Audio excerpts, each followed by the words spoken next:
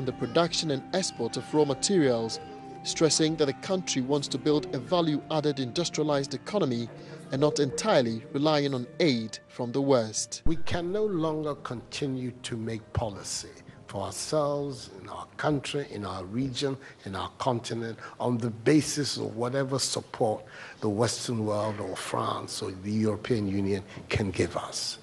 It will not work. It has not worked, and it will not work.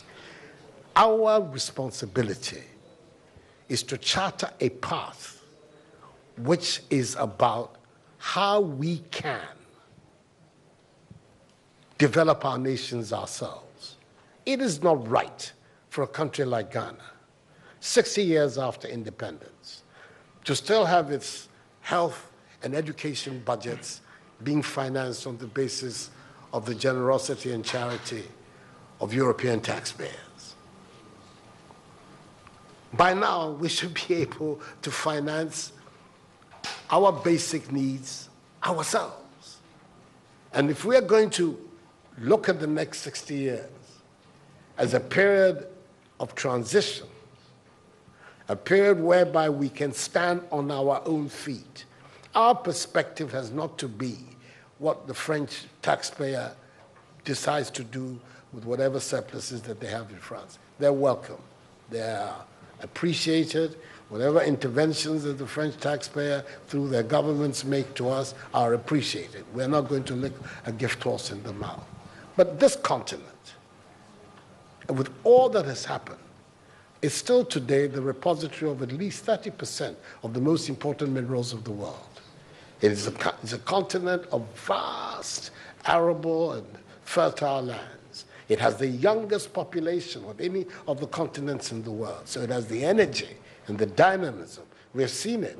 These young men who are showing so much resilience and ingenuity in crossing the Sahara, finding ways to go across with rickety boats across the Mediterranean to really, those energies, we want to have those energies working inside our countries.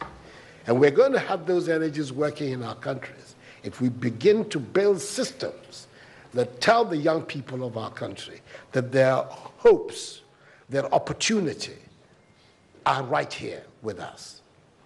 Migration and the movement of people is being presented in a manner which suggests that somehow it's a new phenomenon.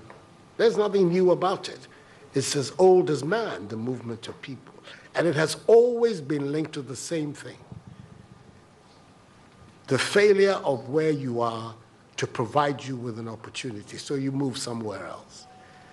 Those of you who are familiar with 19th century European history would know that the biggest wave of immigration in 19th century Europe, the latter part of it, came from Ireland and from Italy.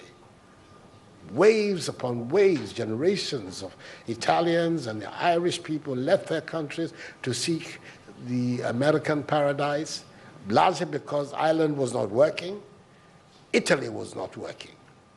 Today, you don't hear it. Italian young people are in Italy. Irish young people are in Ireland. We want young Africans to stay in Africa. And how are they? And it means that we have to get away from this mindset of dependence. This mindset about what can France do for us. France will do whatever it needs to do for its own sake. And when those coincide with ours, tant mieux, as the French people say.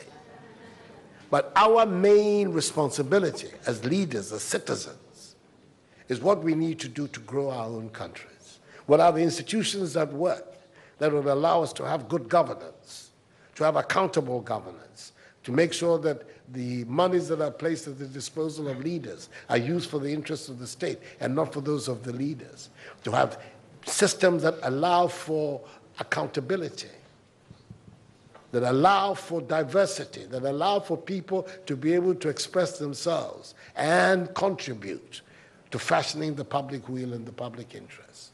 Our concern should be with what do we need to do in this 21st century to move Africa away from being cap in hand and begging for aid, for charity, for handouts.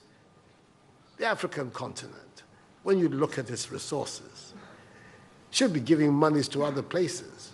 We have huge wealth on this continent, in our own country of Ghana. And we need to have a mindset that says, we can do it. Others have done it. We can also do it.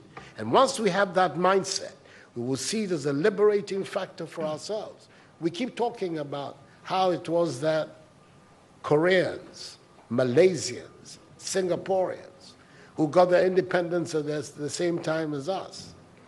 We're told of that at the time of Ghanaian independence, per capita Ghanaian income was higher than that of Korea.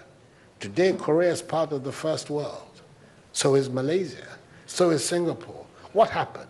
Why did they make that transition? And 60 years after independence, we are where we are. Those are the matters that should concern all of us as Africans, as Ghanaians. And not, when I say so with the greatest of respect to the French president, I think that the cooperation of France is something that I am, as you know, a strong friend of France. I am Francophile, so I don't have any difficulty with that.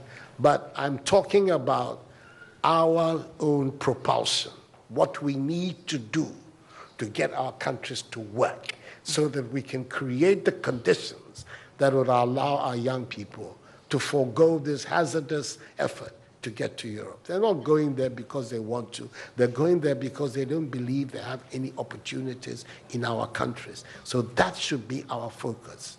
And I believe that with that if we change that mindset of dependence, that mindset which is contingent on aid and charity, we would see that in the decades ahead of us, the full flowering of the African peoples would take place. And that new African personality that was talked about at the time of our independence will become real and imminent in our times. That's what I'm saying. I hope that I'm not upsetting the questioner or even some of my friends who are here. But these are my strongly held beliefs. And that is the reason why I've adopted as the slogan of my presidency, of my period of the Supreme Office of Ghana, that we want to build a Ghana beyond aid. A Ghana which is independent, which is self-sufficient, that is capable of standing